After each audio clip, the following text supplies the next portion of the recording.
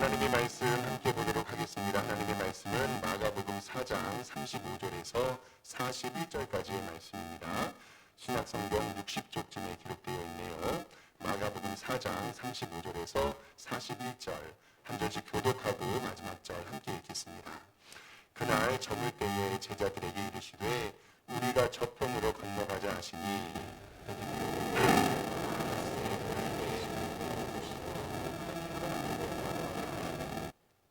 큰 광풍이 일어나며 물결이 배에 부딪혀 들어와 배에 가득하게 되었더라.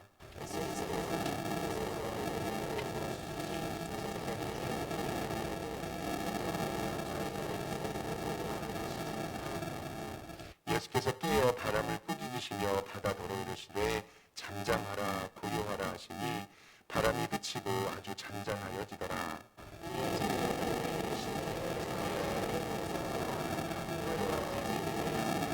함께 읽겠습니다. 그들이 심히 두려워하여 서로 말하되 그가 누구이기에 바람과 바다도 순종하는가 하였더라. 아멘. 주보에 기록된 대로 우리 오른손 높이 들고 믿음의 고백 선포하겠습니다. 나는 천지를 지으신 여호와께 복을 받는 자입니다. 아멘. 우리 옆에 있는 성도님들과 인사 잠깐 하고 말씀 보겠습니다. 좌우 돌아보시면서 주님의 이름으로 사랑합니다. 이렇게 인사하겠습니다. 네, 주님의 이름으로 사랑합니다. 오늘 예배 잘 오셨습니다. 하나님께서 오늘 우리 예배를 받으시고 우리를 통해서 영광 받아주실 줄 믿습니다. 저는 우리 성도님들의 가정과 기업과 삶에 풍성한 은혜와 열매가 가득하고 좋고 복된 일들만 가득하기를 주님의 이름으로 축원합니다. 우리의 삶이 평안하고 안정적이며 그리고 여러분 돈도 많이 버셨으면 좋겠습니다. 하는 일도 잘 되고 자녀도 잘 되고 건강하고 다 합격하고 복된 소식만이 들리기를 소망합니다. 그런데 우리의 인생이 우리의 마음 같지는 않습니다. 저도 신방을 다니며 목회를 하는 목사이지만 제가 신방하면서 제일 많이 갔던 곳을 생각해 보니까요, 두 군데인데 하나는 장례식장이고요, 하나는 병원이었더라고요. 목사가 좋고 아름다운 곳에 자주 방문하면 좋은데 장례식장과 병원을 제일 많이 방문하는 걸 보면 우리의 인생이 이렇습니다. 축하받는 일보다는 위로와 격려받는 일들이 더 많습니다. 그래서 우리는 기도할 수밖에 없고 하나님 앞에 나올 수밖에 없는 연약한 인간입니다. 때때로 가정에 힘든 일이나 고난의 일이나 경제적인 어려움이나 건강의 문제가 찾아올 때가 우리 삶에 있습니다. 그럴 때는 믿음이 있어도 하나님이 원망스럽고 내가 무슨 죄를 지어서 이런 일이 있을까? 또 사람의 마음에 내가 전생은 없지만 전생에 무슨 죄를 지어서 이럴까라는 고민도 합니다. 시험에 들고 낭망할 때도 있습니다. 그러나 사랑하는 성도 여러분, 우리가 낙심하지 말아야 할 것은 그 가운데 하나님이 일하시고 하나님이 역사하시고 그것을 통해서 내게 알게 하시는 하나님의 뜻이 있다는 것을 꼭 기억하기를 주님의 이름으로 축원합니다. 여러분들이 잘 아는 주님 손잡고 일어서세요라는 찬송 있잖아요. 잠깐 화면을 좀 보여주시면, 저는 이 찬송의 가사가 참 마음에 기뻤어요. 왜 나만 겪는 고난이냐고 불평하지 마세요. 고난의 뒤편에 있는 주님이 주실 축복 미리 보면서 감사하세요. 너무 견디기 힘든 지금 이 순간에도 주님은 일하고 계시잖아요. 남들이 지쳐 앉아 있을지라도 당신만은 일어서세요. 왜 이런 슬픔 찾아왔는지 원망하지 마세요. 당신이 잃은 것보다 주님께 받은 은혜가 더 많음에 감사하세요. 너무 견디기 힘든 지금 이 순간에도 주님이 일하고 계시잖아요. 남들이 지쳐 앉아 있을지라도 당신만은 일어서세요. 힘을 내세요, 힘을 내세요. 주님이 손잡고 계시잖아요. 주님이 나와 함께함을 믿는다면 어떤 역경도 이길 수 있잖아요. 아멘. 우리의 삶에 연약한 인간은 이해할 수는 없지만 그 가운데 하나님이 일하심이 분명히 있습니다. 그래서 우리는 고난 가운데, 힘든 가운데, 역경 가운데 하나님의 뜻을 발견하는 것이 굉장히 중요합니다. 우리 성도님 잘 아는 마르다 마리아의 가정에 오라버니 이 나사로가 죽임을 당했습니다. 우리는 이러한 고통이 찾아왔을 때 걱정되고 예수님을 찾게 되지요. 요한복음 11장 3절 말씀에는 이렇게 기록이 되어 있습니다. 이에 누이들이 예수께 사람을 보내어 이르되 나사로가 죽고 마르다와 마리아가 예수님께 사람을 보냅니다. 뭐라고 얘기하냐면 예수님, 사랑하는 자가 병들었습니다. 우리의 입장에서는 나사로가 죽어가는 것이 병들었다라고 이야기하면서 망했다라고 이야기하고 싶어요. 근데 예수님께서는 그 병들었다는 소식을 듣고 뭐라고 말씀하시냐면 예수께서 들으시되 이 병은 뭐 할 병이 아니라 죽을 병이 아니라 하나님의 영광을 위함이고 하나님의 아들이 이로 말미암아 영광을 받게 함이라 하시더라. 아멘. 즉 사람의 눈으로, 세상의 눈으로 봤을 때는 죽을 병처럼 보이지만 그 일을 통하여 하나님이 하시는 일이고, 우리 성도들이 생각할 때 이 일을 통해서 망한 것 같고 힘든 것 같고 다 죽을 것 같아 보이지만 그 일을 통하여 하나님께서 영광을 베풀어 주신다는 사실을 반드시 기억하시길 바랍니다. 예수님께서는 요한복음 11장 25절 다음 말씀에 뭐라고 하냐면 이 나사로의 죽음을 통해서 예수께서 이르시되 나는 부활이요 생명이니 나를 믿는 자는 죽어도 살겠고 무릇 살아서 나를 믿는 자는 영원히 죽지 아니하리니 이것을 내가 믿느냐. 아멘. 죽은 나사로를 보시고 나사로가 일어나라 라고 말씀하셨습니다. 그 일을 통하여 예수 그리스도의 부활의 승리를 우리에게 알려주십니다. 즉 나사로가 죽은 것, 병든 것이 아니라 그 일을 통하여 하나님의 영광이 우리 가운데 임재된다라는 사실입니다. 혹시 우리 성도님들 가정에 병이 아프고 힘들고 고통 가운데 재정의 문제, 어려운 문제가 있다라고 생각하시는 분들, 그것은 죽을 병이 아니라 망할 일이 아니라 하나님께서 여러분들 가정 가운데 하실 일을 기대하는 복된 믿음의 성도님 되시기를 주님의 이름으로 축원합니다. 때로는 고난이나 재앙이 찾아올 때 그것들이 자신의 죄 때문이라고 생각했던 사람들이 지금도 아니라 2000년 전에도 있었습니다. 2000년 전에 실로암 망대가 무너져서 죽은 18명의 사람들이 있었는데 사람들은 그 사람들이 죄가 있어서 망대가 무너져 죽었다라고 생각합니다. 지금도 이 세상에는 많은 사고와 사건들이 일어나거든요. 그러면 그 원인을 찾고 싶어서 야, 저 사고가 난 것은 죄를 지어서 그런 걸 거야. 그런데 예수님께서는 누가복음 13장 4절 말씀에 분명히 우리에게 이렇게 말씀합니다. 또 실로암에서 망대가 무너져 치어 죽은 18사람이 예루살렘에 거한 다른 모든 사람들보다 죄가 더 있는 줄 아느냐? 5절에 너희에게 이르노니 아니라 만일 너희도 회개하지 아니하면 다 그와 같이 망하리라 라고 이야기를 합니다. 즉 어떤 사건과 사고가 있었을 때 죄를 지어서 그 사람들이 그런 일을 당하는 것이 아니다라고 우리에게 분명히 말씀하고 있습니다. 즉 우리는 알지 못하지만 재앙과 고통 가운데 하나님의 뜻이 있음을 고백하고 우리는 기도할 수밖에 없다라는 사실입니다. 오늘은 예수님께서 풍랑을 잔잔케 하시는 사건을 통해서 하나님께서 우리에게 어떤 믿음을 원하시는지 몇 가지 한번 살펴보도록 하겠습니다. 첫 번째, 오늘 말씀 가운데서 우리가 꼭 인정해야 할 것은 성도의 삶에도 고난은 있다는 거예요. 성도의 삶에도 뭐가 있다고요? 고난이 있다. 즉 우리의 인생에 고난이 없을 수는 없다. 예수님의 제자들은 살아계신 하나님, 인간으로 오신 하나님, 성육신하신 예수님과 늘 함께 있었습니다. 그런데도 신기하게 예수님과 함께 동행했는데, 즉 예수님이 임마누엘 하셔서 인간의 모습으로 오셔서 제자들과 함께 동고동락을 했는데요, 제자들이 풍랑을 만나게 돼요. 인생의 위기를 만납니다. 예수님이 함께 있어도 고난을 당할 수 있다라는 것입니다.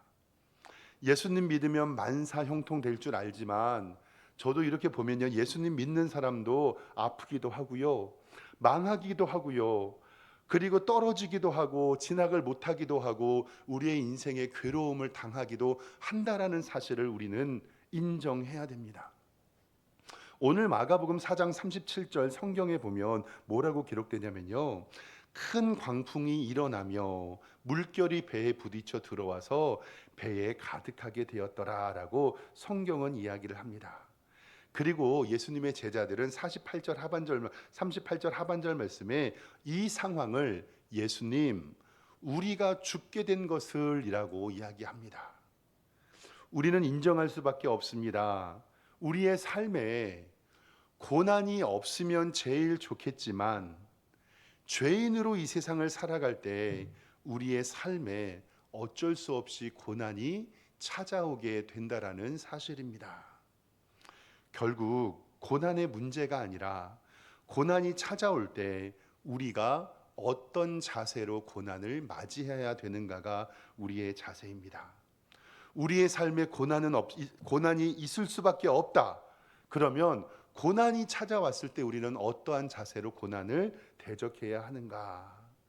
즉 어떻게 고난을 극복할 수 있는가? 즉 고난을 바라보는 우리의 생각이 바뀌어야 된다는 사실입니다. 지난주에 말씀을 나누면서 제가 지난 교회에서 신방할 때 어떤 한 권사님께서 교회 며칠 못 오셔서 전화드렸더니 이 어깨 쪽에 두드러기가 나서 확인을 했는데 그것이 대상포진이었다고 말씀드린 적이 있죠. 그리고 얼른 병원 모시고 가서 목동에 있는 이 피부과 세 군데를 다녔는데 피부 관리만 해주고 피부과 치료를 안 했던 병원들밖에 없었다. 결국 응급실에 갔었던 얘기를 드렸습니다. 이 대상포진이라는 병이요 참 독특한 병입니다. 저도 좀 알아보니까 수두 바이러스가 우리 몸에 이렇게 증상 없이 남아 있다가 우리의 몸에 면역력이 떨어지고 피곤하고 스트레스를 받으면 이 안에 있던 이 바이러스가 피부에 발진이 생기고 심한 통증을 유발하는 병이고 신기하게 이 대상포진은 한쪽으로만 온다 그래요. 이 오른쪽 아니면 왼쪽으로.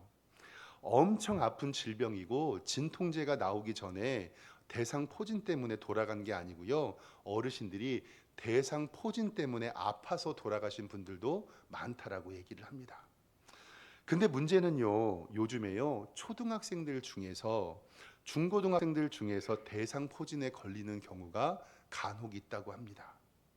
이 병은 면역력이 없고 피곤하고 스트레스를 받으면 생기는데 왜 아이들이 생기는 걸까라고 의사 선생님들이 좀 고민을 해주시면서 말씀해 준 것을 제가 좀 적어놨는데 왜 어린 아이들이 대상포진에 걸리냐면 우리 아이들이 면역력이 없어서 그렇답니다.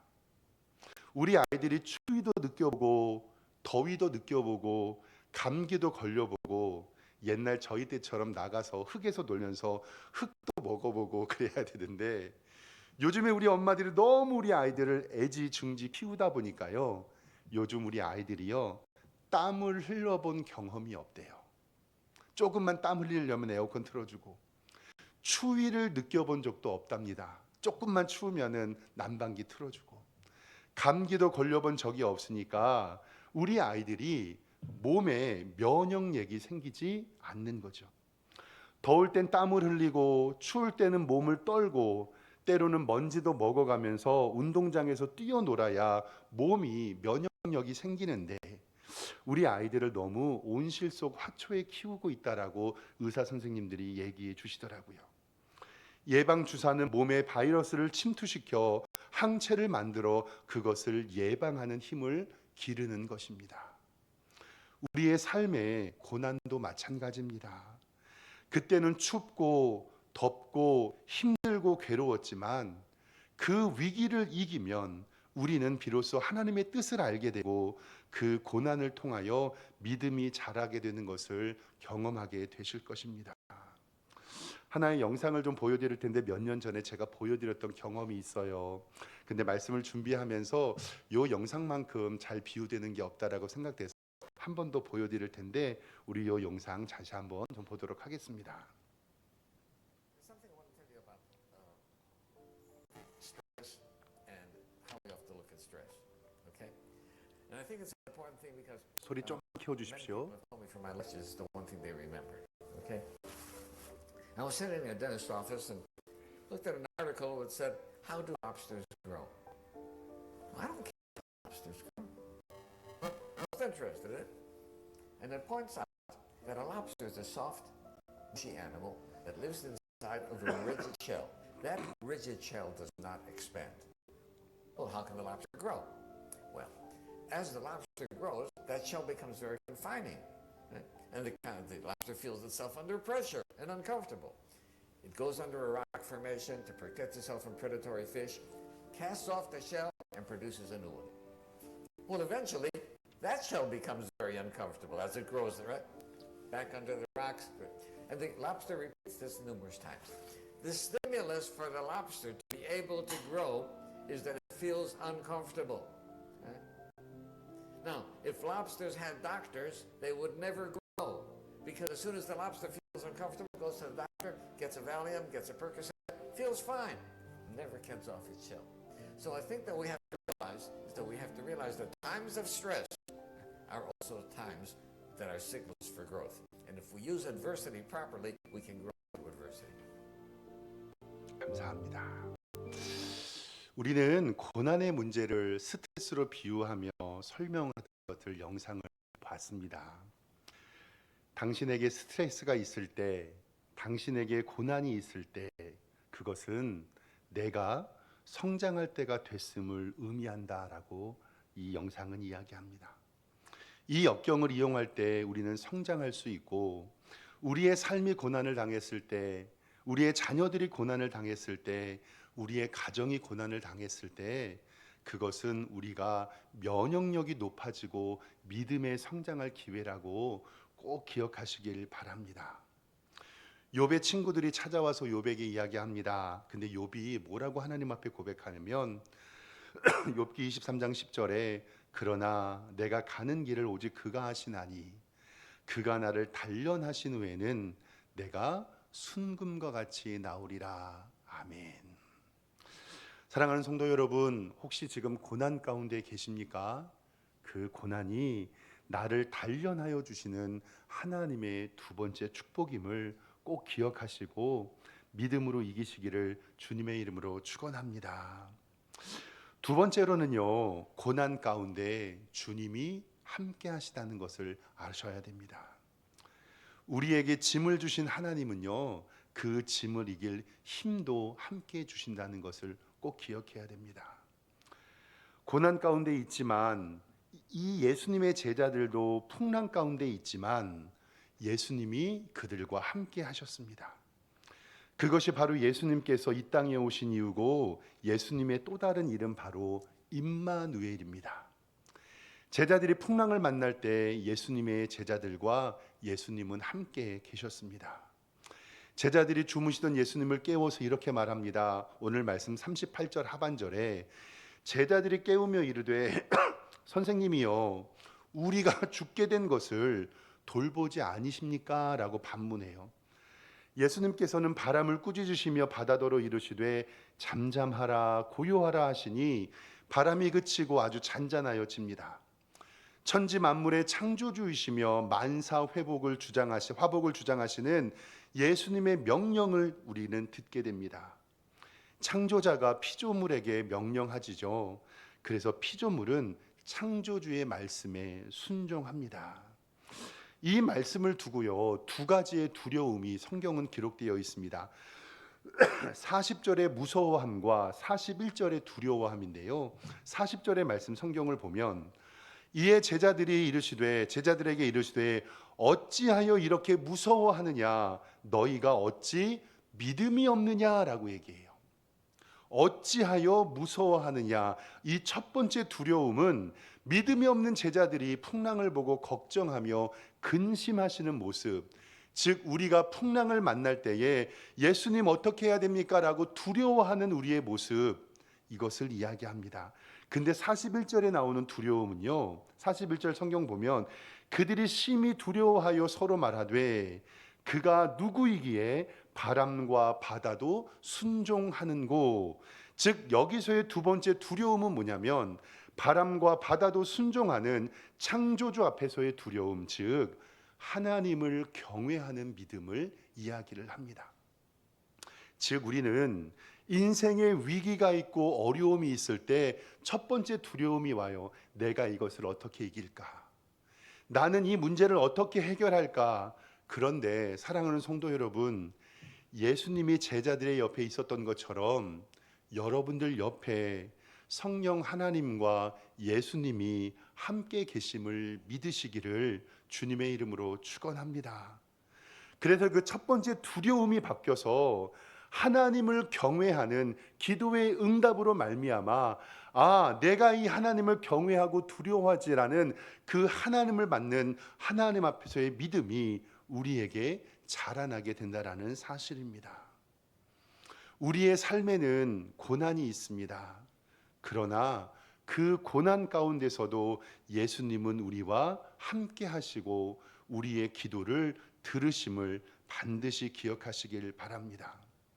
믿음이 없어서 두려워하고 걱정하는 낙심하는 우리에게 예수님께서는 그 문제를 해결해 주시고 두려움이 변하여 하나님을 경외하게 하는 믿음을 우리에게 주시는 줄 믿습니다.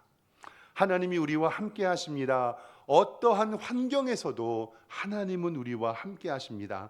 우리의 무서움과 우리의 두려움이 하나님을 경외하는 마음으로 변할 것을 우리는 믿습니다.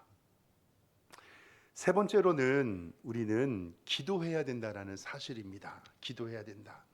제가 오늘 이 말씀의 본문이요, 20년 전에 신학교 다닐 때 설교학 교수님께서 요 공부를 가르쳐 주시면서 질문했던 것이 20년이 지났는데 지금도 생각이 나요. 그 교수님의 질문은 뭐였냐면 이거예요. 예수님은 제자들의 고통과 고난 가운데 있잖아요. 예수님이 배에 계시고 풍랑이 있어서 제자들이 어느 정도까지 이야기하냐면 예수님 우리가 죽을 지경입니다 라고까지 얘기를 했어요. 근데 예수님은 제자들의 고통과 고난 가운데 있어서 죽을 지경이 되었는데 오늘 말씀 38절의 하반절에 보면 뭐라고 기록되냐면요, 예수께서는 고물에서 베개를 베고 주무시다라고 기록되어 있어요. 이 고물이라는 게 뭐냐면요, 저도 잘 모르는 단어인데 배의 끝부분을 우리 옛날에는 고물이라고 불렀다고 해요. 제자들은 고통과 고난 가운데 있어서 풍랑이 일어나서 죽게 되었다라고 고백을 하는데 예수님께서는 베개를 베고 주무셨다는 것은 이거는 우연히 주무셨다는 이야기일까요? 작정하고 주무셨다는 이야기일까요? 작정하고 주무신 거예요. 그러니까 예수님은 오늘 이 사건을 통해서 제자들에게 가르치고 싶으신 일이 있으셨다는 거예요. 꾸벅꾸벅 조신 것이 아니라 바람이 불고 풍랑이 일어나서 잘 수 없는 상황임에도 불구하고 예수님께는 베개를 챙겨다가 고물에서 베개를 베고 주무십니다. 그때 신학교 때 교수님의 질문은 이거였어요. 예수님은 왜 제자들이 고통당할 때 의도적으로 주무셨을까? 이 말은 무엇과 같이 표현될 수 있냐면 우리가 고통당하고 어려웠고 힘들 때 예수님 왜 나만 당하는 고통당하는 것을 이야기하고 있는데 왜 나를 도와주지 않으세요? 그때 하나님 어디 계셨어요? 내가 고통당하고 고난당하고 있는데 왜 예수님 나 도와주지 않으셨어요? 라고 우리가 질문할 수 있잖아요. 그럼 사랑하는 성도 여러분, 한번 질문해 볼게요. 내가 고통당할 때 예수님은 왜 주무시는 것처럼 보이고 응답하지 않는 것처럼 보이셨을까요? 왜 예수님은 제자들이 고통당할 때 베개를 베고 주무셨을까요? 그때 신학생들이 다 아무것도 모르고 가만히 있었는데 그 설교학 교수님이 이렇게 얘기했어요. 왜 예수님은 제자들이 고통당할 때 주무셨을까요? 그 대답 뭐냐면요, 안 깨워서래요. 안 깨워서. 안 깨워서. 사랑하는 성도 여러분, 예수님께서 내가 고통당하고 고난당하며 삶에 지쳐 있을 때, 자녀들의 문제로, 남편의 어려움으로, 재정의 문제로, 건강의 문제로 어려워하고 있을 때 왜 예수님이 주무시는 것처럼 느껴지고 예수님이 왜 침묵하는 것처럼 느껴질까요? 왜 대답을 안 하시고 왜 응답하시지 않는 것처럼 느껴질까요? 뭐 하지 않아서요? 뭐 하지 않아서요? 안 깨워서 그래요. 안 깨워서. 지금 천지 만물의 주인 되신 예수님께서 제자들 옆에 있는데 베개를 베고 누우시는데 이 문제를 해결하는 것은 인간의 방법이 아니라 얼른 가서 예수님을 뭐 해야 되는 거예요? 깨워야 되는 거예요. 깨워야 돼요. 우리가 고난 가운데, 고통 가운데, 어려운 가운데, 힘든 가운데, 정말 답답하고 고난 가운데 있을 때 우리의 유일한 방법은 예수님을 뭐 하는 거예요? 깨우는 거예요. 이것을 우리는 한 단어로 두 글자로 뭐라 그래요? 기도라고 얘기합니다. 빌립보서 4장 6절 말씀에 이렇게 기록되어 있습니다. 아무것도 염려하지 말아라. 다만 모든 일에 우리가 할 것은 기도하고 간구밖에 없다. 너희 구할 것을 감사함으로 하나님께 아뢰면 모든 지각에 뛰어난 하나님의 평강이 그리스도 예수 안에서 어떻게 해요? 너희의 마음과 생각을 지키시리라. 예수님 깨우라는 거예요. 마태복음 7장 7절 말씀에 이렇게 기록되어 있어요. 구하라. 그리하면 너희에게 주실 것이고 찾으라. 그리하면 찾아낼 것이고 문을 두드리라. 그리하면 너희에게 열릴 것이니 구하는 이마다 찾아낼 것 받을 것이고 찾는 이는 찾아낼 것이고 두드리는 이에게는 열릴 것이니라. 아멘. 사랑하는 성도 여러분, 예수님 깨우시기를 주님의 이름으로 축원합니다. 우리가 예수님을 깨울 때 예수님은 일하시고 우리와 함께 하신 예수님께서 우리에게 역사하십니다. 사랑하는 성도 여러분, 예수님께서는 제자들에게 풍랑을 보고 걱정하는 그들에게 만유의 주인이신 예수님이 지금 너희와 함께 계시는데 부짓지 않고 나를 찾지 않느냐고 말씀하십니다. 그것이 바로 예수님께서 제자들에게 말씀하는 너희가 어찌하여 믿음이 없느냐라고 말씀합니다. 믿음이 있는 자는 뭐 한다고요? 기도한다고. 기도하는 자는 하나님 앞에 소망을 둡니다. 왜냐하면 믿음은 바라는 것들의 실상이요 보이지 아니하는 것들의 증거고 믿음이 없이는 하나님을 기쁘시게 하지 못합니다. 그리고 오직 의인은 무엇으로 말미암아 삽니까? 믿음으로 말미암아 살리라.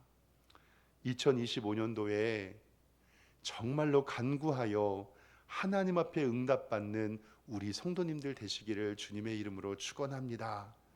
예수님 깨우면요, 예수님이 일어나셔서 우리에게 응답하여 주실 줄 믿습니다. 기도하겠습니다. 하나님 아버지, 믿음으로 기도하게 하시고 믿음으로 하나님께 나아오게 하여 주시고 믿음 있는 성도는 기도한다고 말씀하셨사오니 하나님 앞에 기도하는 성도 되게 하여 주시고 절대로 포기하지 아니하며 주님 바라보는 우리 성도들 되게 하여 주시옵소서. 믿음은 바라는 것들의 실상이요 보이지 아니한 것들의 증거라고 말씀하신 하나님, 오직 의인은 믿음으로 살리라 하신 그 말씀이 우리에게 나타나게 하여 주시옵소서. 예수 그리스도의 이름으로 기도